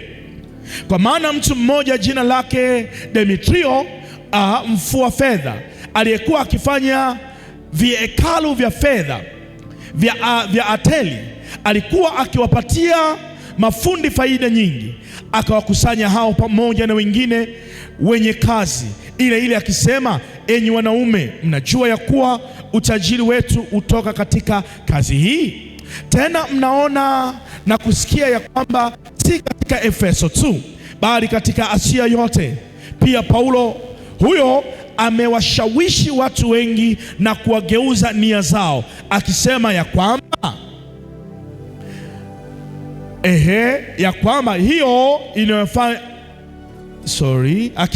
kwamba hiyo inayofanywa kwa mikono si miungu. Unaona, anaambiwa hiyo inotengeneza si miungu, bali ni midori tu. Mstari wa 27, tuangalie uondo huu. Si kwamba kazi hii yetu ina hatari ya kudharauliwa tu, bali ni hekalu la Mungu mke aliyekuwa mkuu Artemi, uhesabiwa kuwa si kitu na kuondolewa utukufu wake, ambaye Asia yote pia na ulimwengu wote umwabudu. Kwa hiyo kuna baadhi ya miji inasumbuliwa na miungu, wamepokea kafara. Miungu anapatikanaje? Ngoja nikwambie miungu inapatikanaje. Miungu inapatikana baada ya mji ule kupenda sana ushirikina na maelekezo ya waganga fulani wenye nguvu katika mji, wakawalazimisha wazee ama wakubwa wa mji kufanya matambiko katika sehemu ambapo walipokubaliana wao, na matambiko haya yakahusisha mali, wanyama yani damu, na watu. Kadiri wanavyozidi kutoa hizo kafara, ndivyo ile miungu ya mahali pale au mashetani wa mahali pale wanavyozidi kunenepa na kuwatawala watu wa mji ule. Sasa Wagogo ni miongoni mwa wafugaji wakubwa ndani ya Tanzania yetu. Wagogo ni miongoni mwa wafugaji wakubwa, na napozungumza Wagogo simaanishi kwamba ni wabaya wao, hapana, lakini na wao wana miungu ya Kigogo ambayo wameipa kafara kubwa ili wakazi wa mji huu wawe kama wakwao. Ndio sisi tunakataa kwa jina la Yesu. Sisi tulikuwepo kwao, lakini hatukuwa wa kwao. Hakuna laana yoyote ambaye inatakiwa si ifanye kazi. Hayuko Mungu yoyote wa kutuzuia isipokuwa Jehova ambaye ndiye baba yetu. Yeye ndiye Mungu wetu. Yesu Kristo ndiye mtawala wa yote katika jina la Yesu. Sasa unaanza kuona kuna mji ambao unaweza kupatwa na laana. Kuna mji ambao unaweza kupatwa na kulogwa, watu wakawa hawaelewi, mkawa watu wa namna fulani, wa tabia fulani. Na ndio maana unashangaa umetoka katika mji huu, ulikuwa wewe sio wa tabia hii, lakini umefika katika mji huu ukaanza kushangaa tu roho ya uzinzi, roho ya washarati. Niwaambie jambo la ajabu. Niongee sasa kama nabii katika lugha ya kinabii. Mara ya kwanza ambayo nimeingia katika mji wa Dodoma, nikashangaa sana. Katika mji wa Dodoma, yani nimefika tu kwa mara ya kwanza, usiku wake nikaota ndoto amekuja mwanamke mmoja mzuri sana. Na mimi nilivyokuja, familia yangu niliacha Dar es Salaam. Sasa amekuja mwanamke mzuri sana. Mwanamke huyu anataka mimi nishiriki naye tendo la ndoa. tufanye naye mapenzi. Nikana shangaa maana yake ni nini. Nikaamka kwenye usingizi, nikaomba, nikasema labda sijaomba vizuri. Kesho yake akaja tena, kesho kutwa yake akaja tena. Kwa kila ninapoitwa leo, anajaribu kwa namna gani ataniweza ili mimi nitembee naye huyo mwanamke wa kiroho. Sasa wakati nikiwa sielewi nini maana yake, hii tabia ya mji huu ukoje? Tabia ya mji huu ukoje? Leo nitawaambia tabia ya mji huu ni wa ajabu sana katika lugha ya kiroho. Sasa baada ya muda mrefu anakuja achoki, ukiomba atoki. Kumbe Mungu anataka kunifundisha tabia ya mji huu. Baada ya muda nikaanza kusikia kwenye mgongo, yani kwenye bega langu hapa, kwenye kiungio cha bega hapa chini, nyama inanicheza. Ni nini hiki? Najiuliza, sielewi, lakini nyama inacheza. Nikikaa inacheza, unaisikia kabisa. Nikamuuliza Roho Mtakatifu maana yake nini? Akasema watu wa mji huu wana alama hiyo, wamewekewa alama. Nikaanza kuomba, ikawa imekaa mpaka mwana mwenyewe alipoamua kuifuta, kuiondoa hiyo alama. Kwa hiyo nikikaa nasikia kabisa inacheza. Nikaa najua watu wa mji huu wamewekewa alama, wawe watu wa namna fulani. Nataka mtu mmoja awe mwaminifu hapa ili tukuondolee hilo tatizo. Sio kwamba unafikiri liko kwa bahati mbaya. Ni alama ya kiroho ya watu wa mji huu, waishi sawasawa na mji huu ulivyo. Nani ana tatizo hilo? Katika mgongo wako, iwe kushoto au kulia, nyama inacheza. Wakati ule nakumbuka nilipokuwa kule, niwauliza karibia nusu ya kanisa walisimama, wakasema kweli. Nataka kujua katika kipindi hiki cha leo ni wangapi ambapo kwenye mgongo wao nyama yao huwa inacheza. Kama upo mnyosha mkono. Watu hapa, baadaye usinifuate kimya, tunamalizana hapa, sawa? Na kama hamna, basi Mungu amefungua maombi yetu, amefanya kazi. Kwa hiyo pana tatizo kubwa sana la uzinzi wa kupindukia. Na uzinzi wa Dodoma ni tofauti na wengine. Uzinzi wa Dodoma huwa haoneani wivu. Yaani wakazi wa Dodoma wanajua. Yaani unaweza kujua fulani ametembea na fulani na wewe ukatembea naye. Fulani ametembea na fulani. Yaani kuna cheating ndani ya Dodoma. Cheating kabisa, kwamba mwanamke anajua kabisa mpenzi wangu yule ametembea na yule, lakini hana tabu, anagugumia tu ndani, maisha yanaendelea. Kwa hiyo kuna ushenzi ambao, nimetumia neno kali, mnisamee. Kuna mambo ambayo yanachochea tabia za kiroho zifanye watu wa hapa wazidi kukaa kwenye vifungo. Haleluya. Kwa hiyo turudi katika watu wa Efeso. Watu wa Efeso wanasumbuliwa na miungu. Sasa tutajuaje kwamba mji huu umelogwa ama umefungwa kwa kutumia miungu, ama kuna uchawi umeingia katika mji huu? Tuangalie ishara kadha wa kadha za kiroho zinazotendeka katika ulimwengu wa mwili. Ishara kadha za kiroho zinazotendeka katika ulimwengu wa mwili. Ishara ya kwanza, chuki dhidi ya maendeleo. Chuki. Ushawahi kuona kwenye mji unataka kuwaletea maendeleo, alafu wanakasirika, wanasema si hatutaki.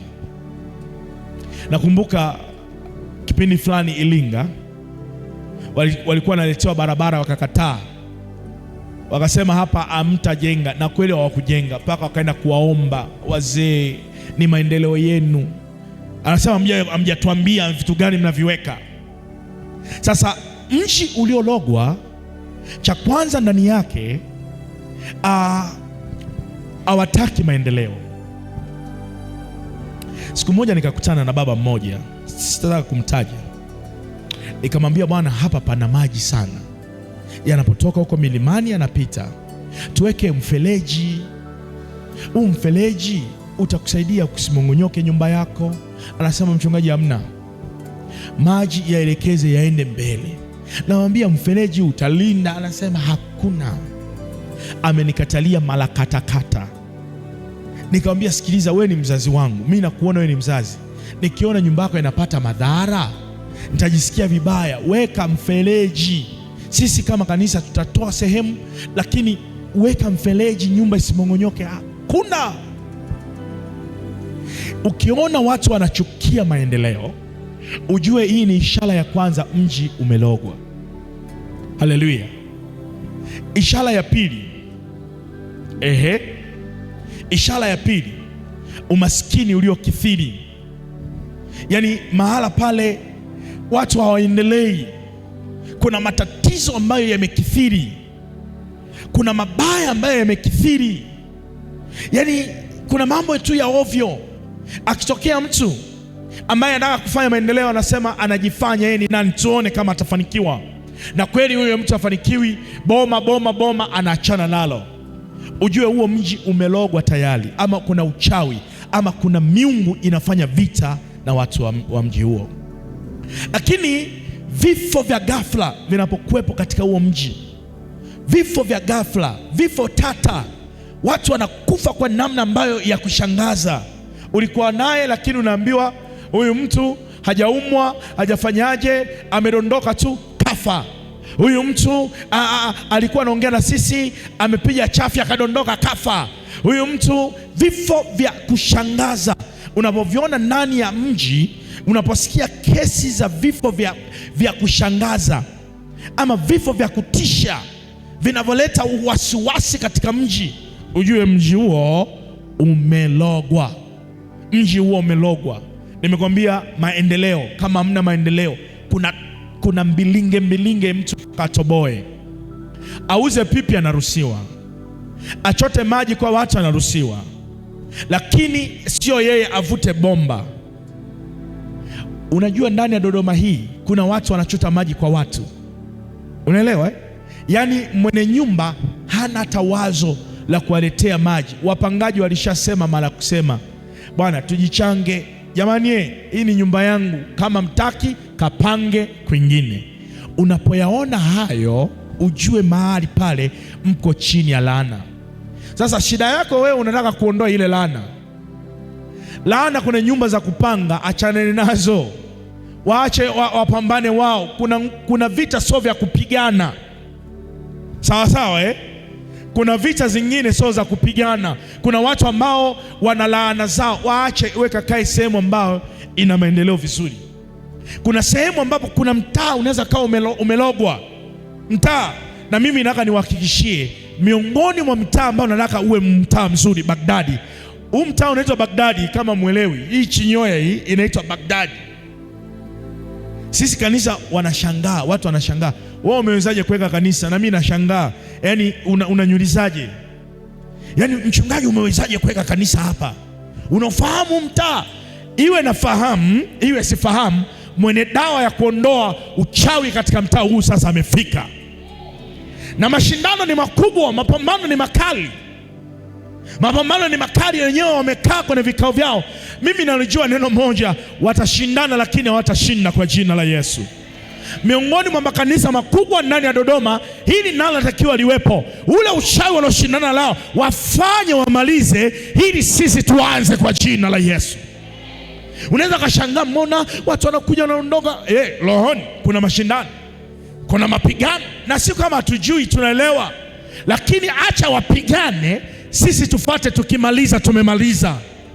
Waacha waanze, ili sisi tukimaliza tumemaliza kwa jina la Yesu, ili tuanze kutanuka, tuende kule ambapo Baba anataka twende kwa jina la Yesu. Vifo vya ghafla, vifo vya watoto. Ushakukaa kwenye mtaa, wanaokufa ni watoto tu, wanakufa vijana tu, wazee paka unashangaa ni nini? Wazee wanazika vijana, wanazika watoto, sio vijana kuzika wazee. Ujue eneo lile limelogwa. Lakini mporomoko wa biashara, mahali pale hakuna biashara inayofanyika. anayefanya biashara ni wazawa tu. Wewe angalia maduka ya watu, yaani mpaka uwe mzawa wewe njoo, watu hawatanunua. Umevutia watu, umeweka ka supermarket pale, bei ni zile zile kama lakini hawanunui. Lakini mtu mmoja duka lake lina vitu mpaka unavihesabu, ila sasa ndo watu wanaendaga pale, na wanaendaga pale anaambiwa hamna, na mtu huyo anauza yeye mtaa huo tu peke yake. Kama iko kitu hakipo, lazima muhame mtaa mwingine mwende.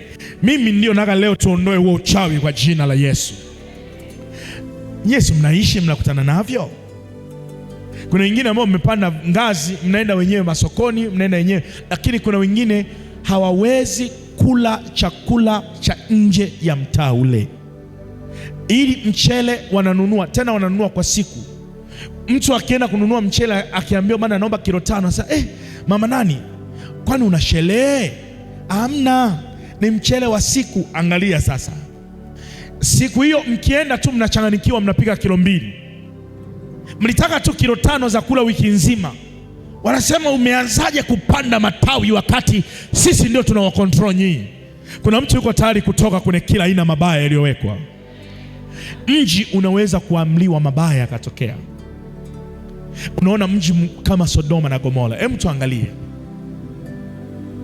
Sodoma na Gomora ni mji ambao ulikuwa una maasi. Yakafika wakati sasa wanaume hawawapendi wanawake tena. Wanaume wanawapenda waume wenzao. Hawapendi, wanasema wanawake hawafai, wanaume kwa wanaume. Ndio ushoga ulipoanzia hapo. Kama teknolojia ya tofali ilianzia Babeli, na ushoga nao ulianzia kwenye Agano la Kale. Kuna vioja kuliko mnavyowaza. Biblia haijai kuacha kitu. Ni sisi lazima tufunuliwe ili tulete katika wakati wa kwetu, tuondoke kwenye vitu hivyo kwa jina la Yesu. Kwa hiyo wanaume wakaanza kuwapenda wanaume wenzao, kuoana wao kwa wao. Bwana akachukia jambo hilo na akaamua kuchoma moto. Sasa kuna mji inarutubisha huo ujinga, inarutubisha. Leo tuna jambo la kufanya juu yetu.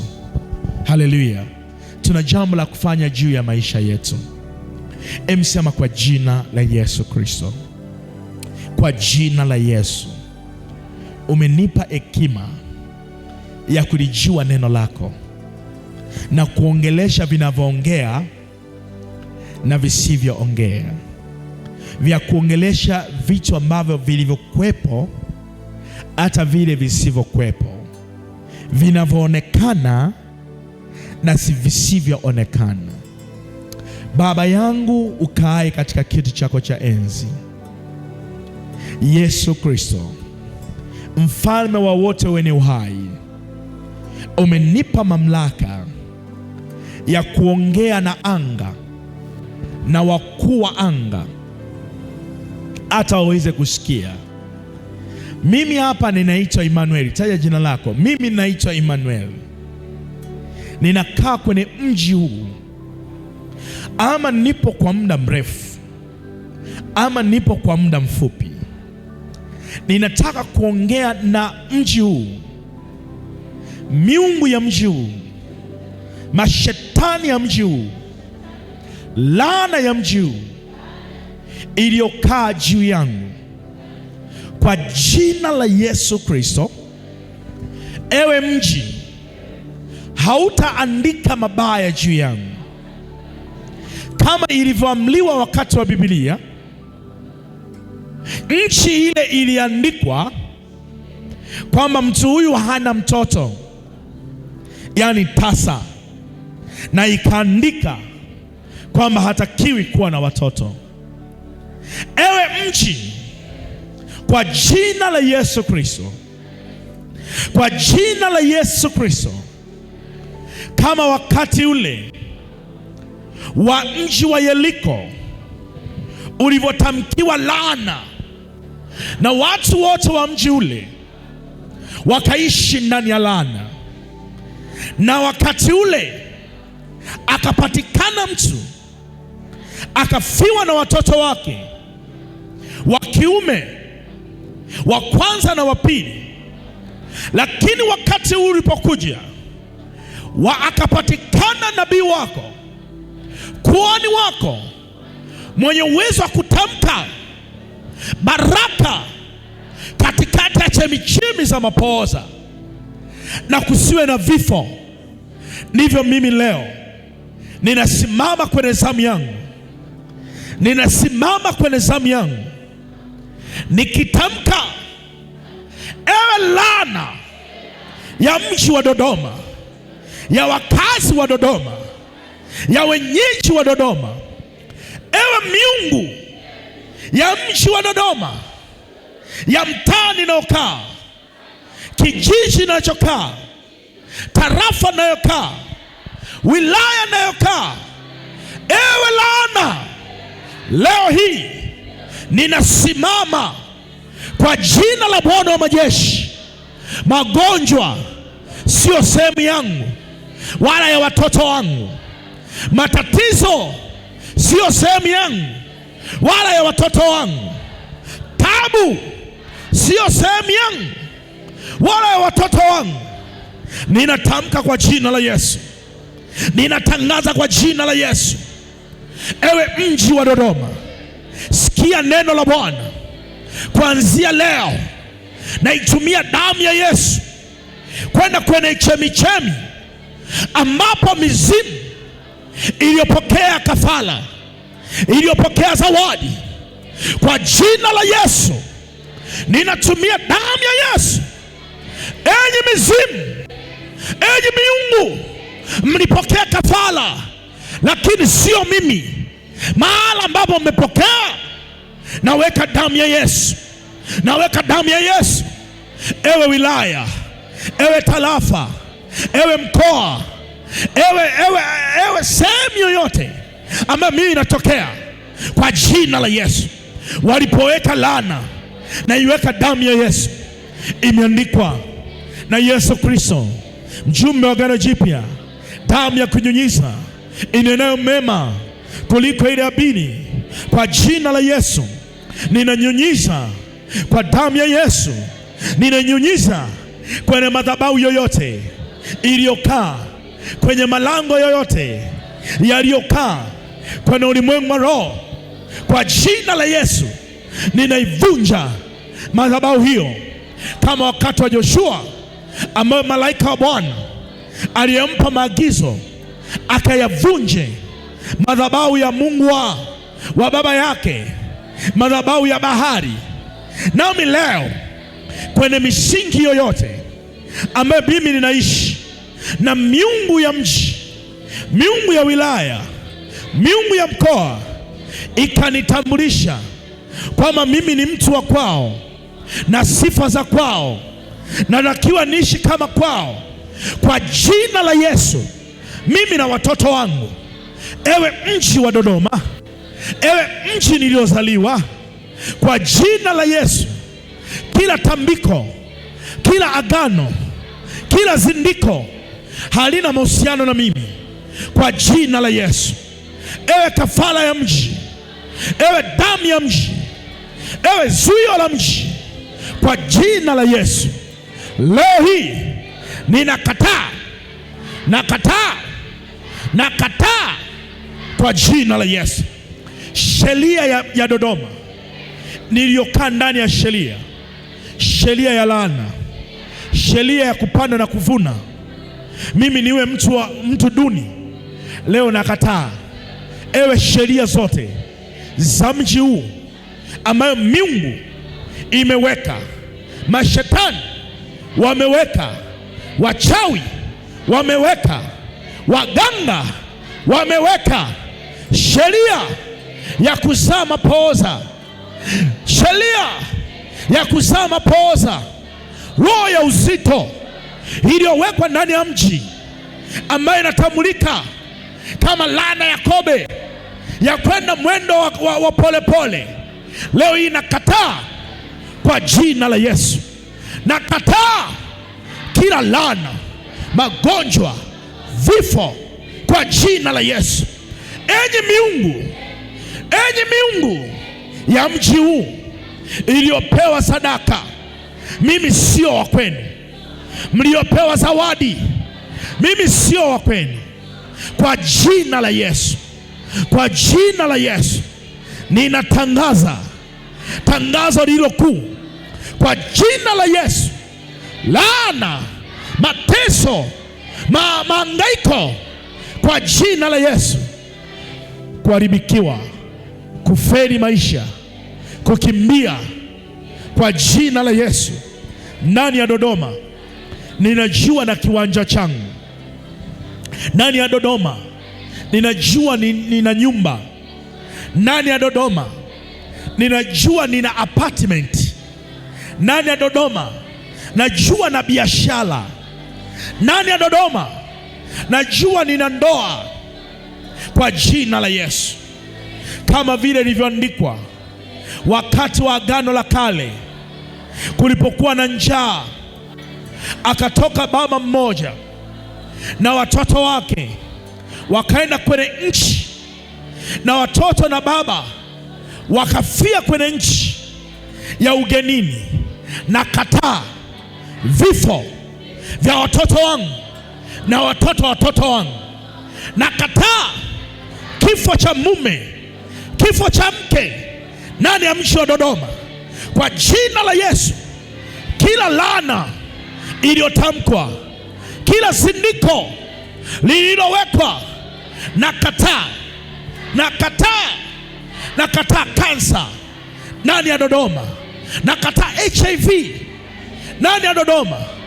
Mimi na ndoa yangu, mimi na watoto wangu, hakutakuwa na maambukizo wala tamaa za watu wa mji huu, kwa jina la Yesu, kwa jina la Yesu, kwa jina la Yesu. Hakutakuwa na laana za mji huu, kwa jina la Yesu. Ninavua kila vazi nililovalishwa, alama niliyowekewa, ninaiondoa, iwe kwenye mgongo, iwe kwenye kichwa, iwe kwenye macho, iwe kwenye mikono, iwe kwenye miguu, iwe kwenye sehemu ya mwili wangu ambayo imekaa. Laana hii naifuta. Mimi sio wa mji huu kwa namna ya mashetani, bali ni wa mji huu kwa namna ya kimungu. Zile baraka zilizoamliwa na Bwana, ambazo wakuu wa mji huu waliozuia nisiweze kupokea, leo nafanya vita na wakuu wa mji huu kwa jina la Yesu. Leo nafanya vita na wakuu wa mji huu kwa jina la Yesu. Msimama hapo ulipo na tuombe.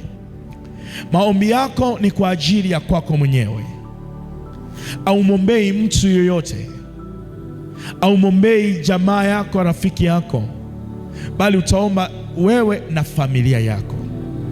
Kwa hiyo kuomba kwako kwa bidii kuna kufanya mji huu ukujue kwamba wewe hauko kwenye orodha ya wale waliotakiwa.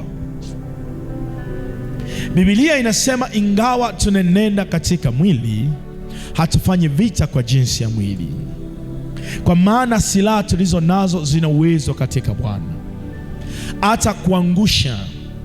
Kama wewe ni mfanyabiashara, unatakiwa uwe na kiwanda, basi jua ya kwamba maombi haya ndiyo yanayokupa kitambulisho wa kwamba wewe sio wa kwao. Kama wewe kuna ndoa, basi ujue ndoa hii inatakiwa ijulikane. Dodoma kuna kuachana sana, talaka ni nyingi sana, watu hawajali, hawana uchungu na watu.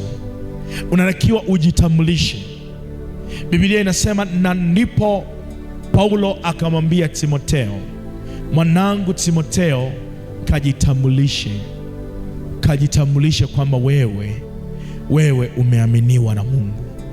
Lazima ujitambulishe kwamba wewe sio wa mji huu kwa namna ya lango la kiroho.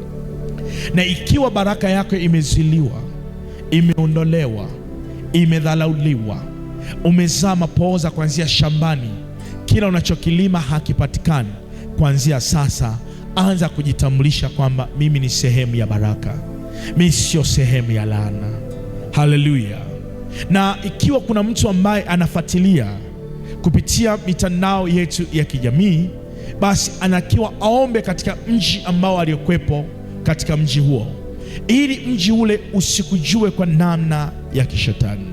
Tumeangalia mambo makubwa ambayo yanayofanya kazi katika ulimwengu wa roho kwenye majiji. Kwenye majiji zipo roho ambazo zinazofanya kazi. Kama wewe ni mfanya biashara, iambie biashara yako, yani mashetani hawana mahusiano kati ya wewe na biashara, utafanikiwa. Haleluya. Tumeangalia mji ule unaitwa mji wa Samaria, ulifungwa na uchawi. Kama kuna uchawi wowote ambao umewekwa ndani ya mji huu, basi uchawi huo uondolewe. Kama kuna chochote cha kwako kimewekewa uchawi, maamuzi yako yamelogwa, huna uwezo wa kufanya maamuzi, umezuiliwa usiweze kuendelea, basi leo hii unatakiwa ujue maamuzi yako yawe makubwa. Tumeangalia kwa ajili ya mji mwingine unaitwa mji wa Yeriko, ambaye mji huu umejaa laana. Wamelaniwa watu wa mji ule, hata kinachozaliwa kinazaliwa kimepoza. Tumeangalia katika mji ambao mwingine katika Biblia, tumeangalia mji wa Efeso. Mji umejaa miungu, unawafanya watu wadumae. Hakuna mtu yoyote mwenye uwezo wa kufanya maamuzi ya watu wa rohoni. Sasa ni jukumu lako la mimi na wewe. Inawezekana wewe ni mgeni, lakini unatokea kwenye mji, uambie mji huu utakapokuja ukupe mazao, na mji unaoendea ambao ndio unaokaa ukupe matunda. Haleluya. Sasa kama Yesu Kristo ajawa Bwana na Mwokozi, una mashaka, bana, nimekosea, nimetenda dhambi, nimepungukiwa na utukufu wa Mungu, basi tunataka tuombe toba mbele za Bwana, na toba hii itatupelekea sisi tupate walali wa kumiliki mji, na mji huu utatutambua. Kama hautamwambia Mungu nisamehe, na kosa lako likawa katika ulimwengu wa roho, mji huu unaweza kukuadhibu. Unatukataje wakati wewe ni wa kwetu? Ukashangaa mabaya ya kukupata. Lakini naona matunda yaliyo mema.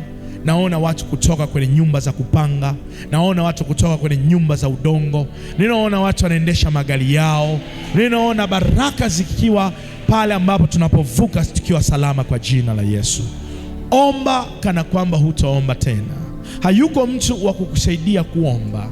Kama hujui kuomba, yasikilize maneno ya kwani atakayoyaomba, yaombe na yatakuwa kwako katika jina la Yesu.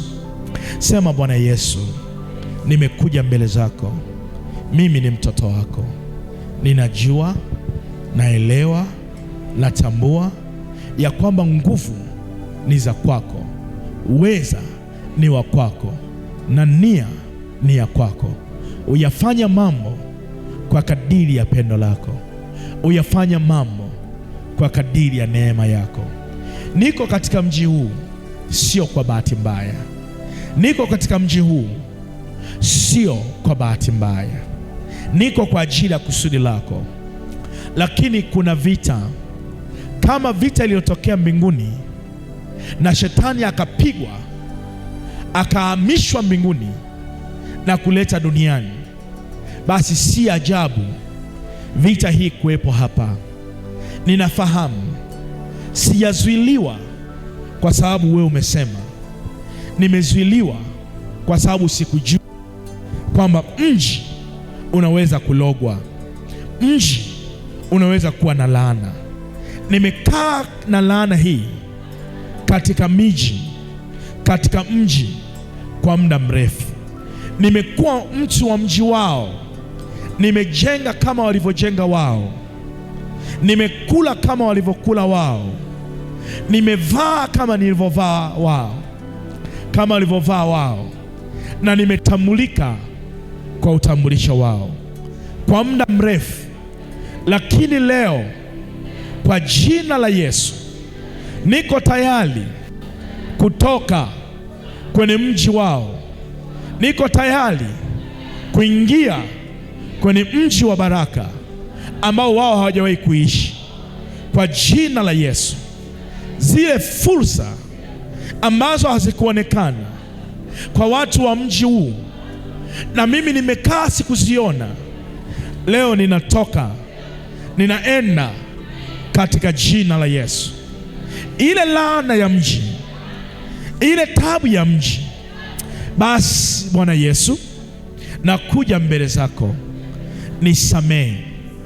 Nimetenda dhambi, nimepungukiwa utukufu wako. Nikisema sina dhambi ni muongo, wala kweli haiko ndani yangu. Nikisema sina dhambi ni muongo, wala kweli haiko ndani yangu.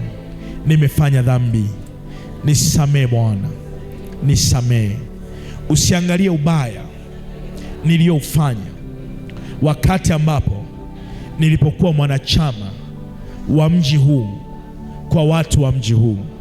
Leo hii ninaondoka. Usiangalie ubaya, usilipe kisasi chochote cha maumivu nilichokufanyia Bwana. Ninaondoka kwenye ile laana, naondoka kwenye lile teso katika jina la Yesu.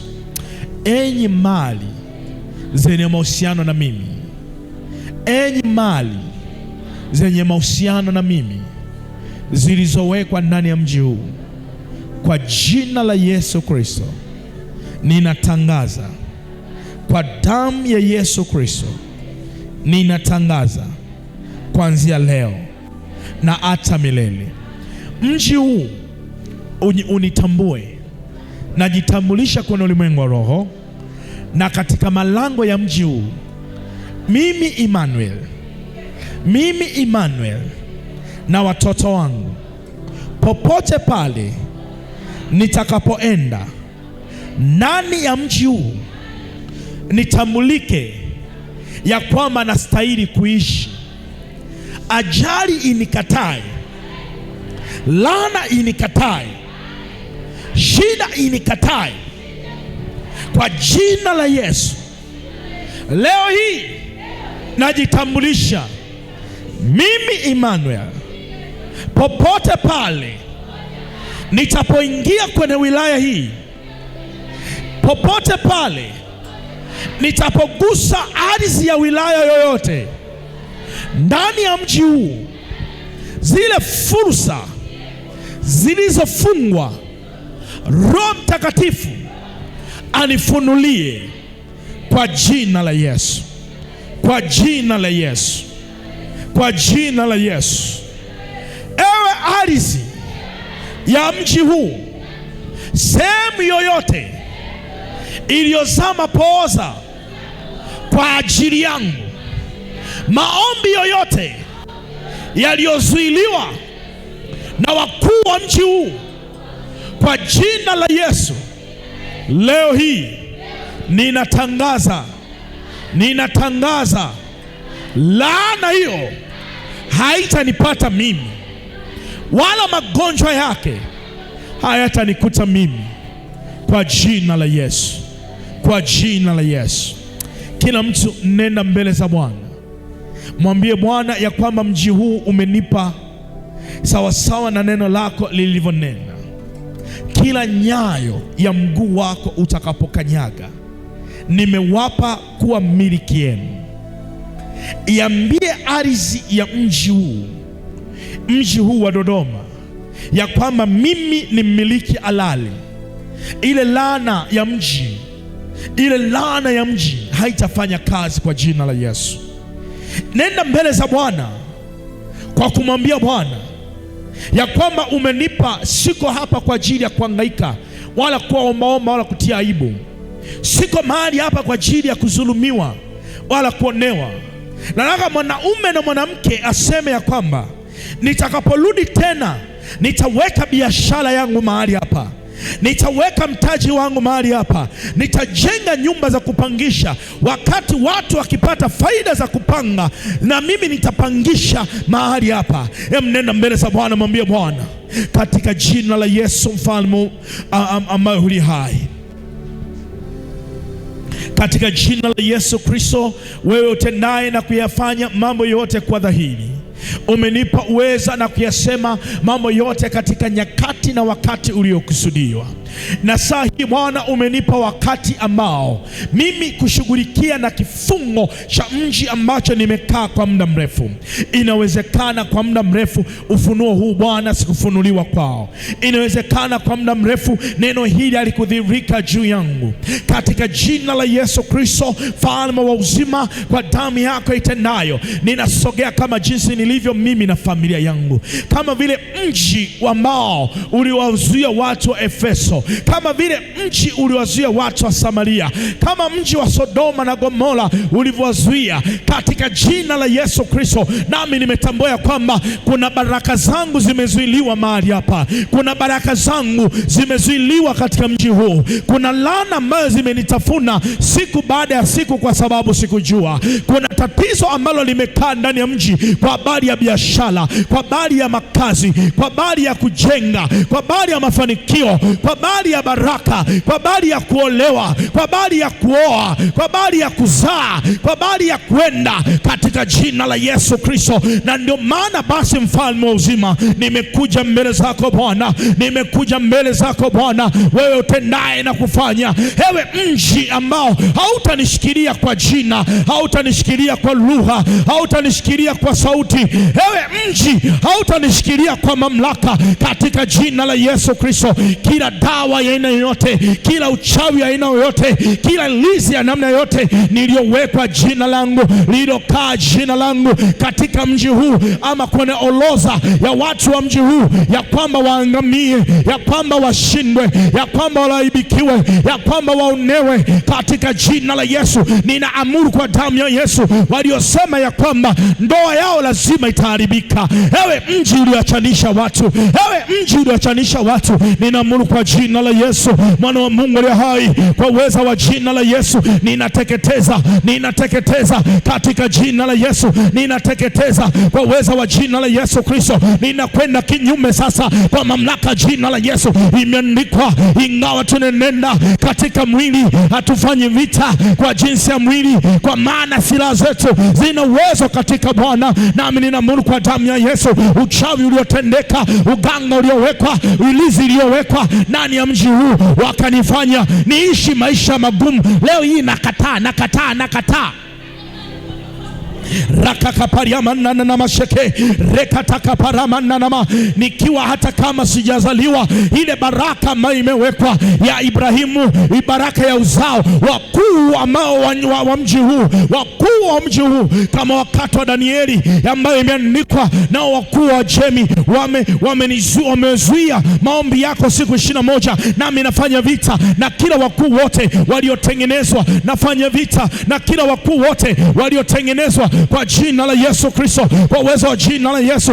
Rakataya mananama, rekakataya mananama, beriakataya mananama sheke, rekataka paramananama, zakaya mananama. Ninaamuru kwa jina la Yesu, kwa uwezo wa jina la Yesu, enyi roho zote zilizoshindana na baraka yangu, na biashara yangu, na kazi yangu, na ndoa yangu, na baraka yangu, katika jina la Yesu Kristo, leo hii nawaseta, kwa maana imeandikwa, ikitokea ya kwamba mtu mwenye nguvu mali zake azilindapo zi salama, lakini akatokea mtu mwenye nguvu kuliko yeye, ambapo atakapomfunga, ninaamuru kwa jina la Yesu, kila aliyetokea mwenye nguvu kwenye maisha, aliyetokea mwenye nguvu, leo hii ninaamuru kwa damu ya Yesu, hamtafanikiwa, hamtafanikiwa, hamtafanikiwa, hamtafanikiwa, katika jina la Yesu. Ninaharibu kwa damu ya Yesu enye laana ya mji iliyowekwa kwa jina langu, enye laana ya mji, laana ya mji ya magonjwa,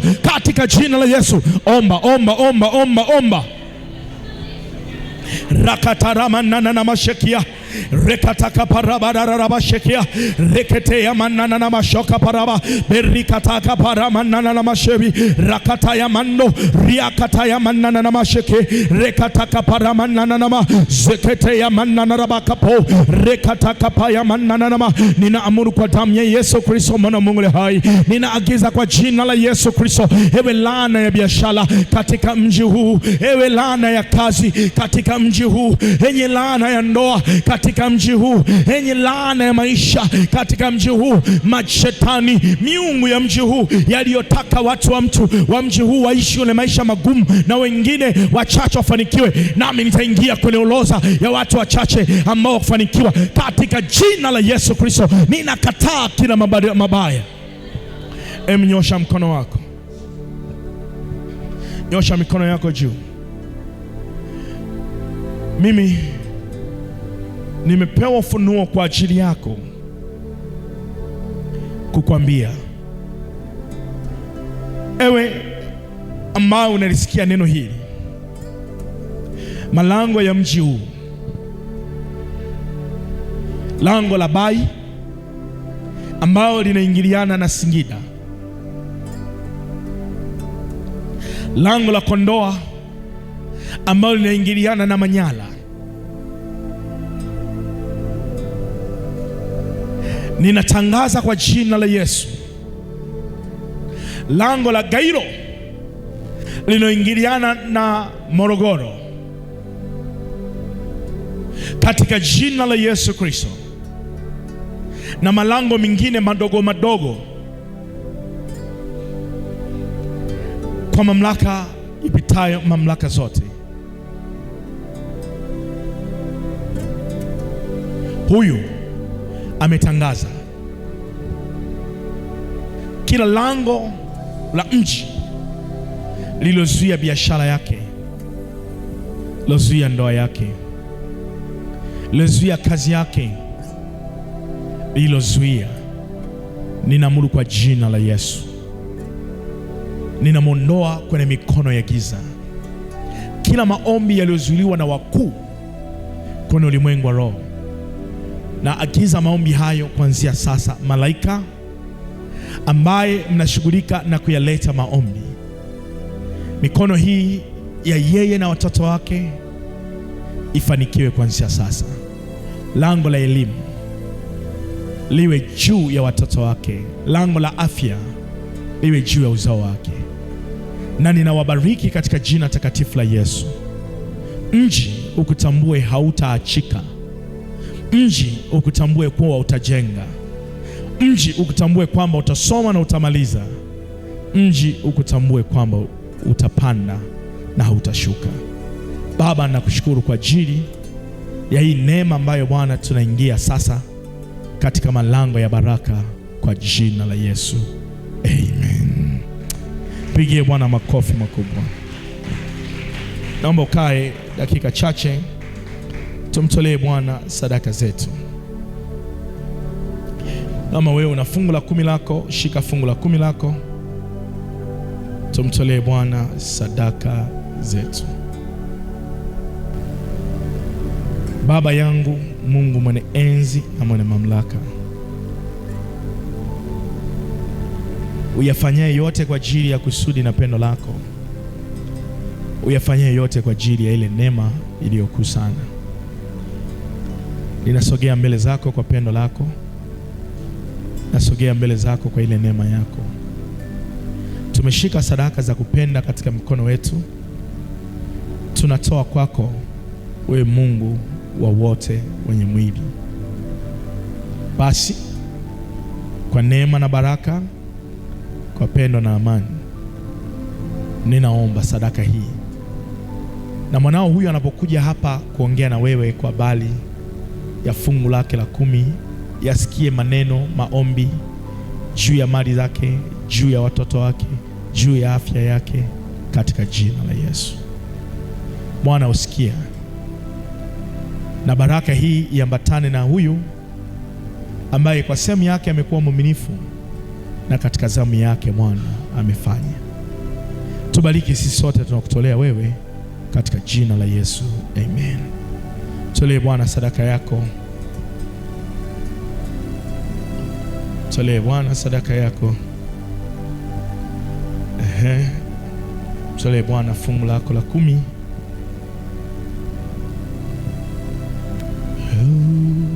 Baraka, upo wapi Baraka? Na Patrick.